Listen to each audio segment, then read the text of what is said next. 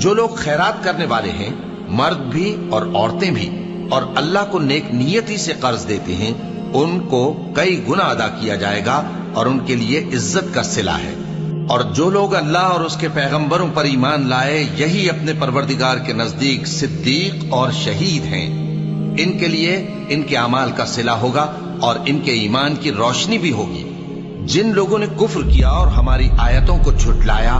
وہی اہل دوزخ ہیں۔ جان رکھو کہ دنیا کی زندگی محض کھیل اور تماشا اور زینت و آرائش اور تمہارے آپس میں فخر و ستائش اور مال و اولاد کی ایک دوسرے سے زیادہ طلب و خواہش ہے۔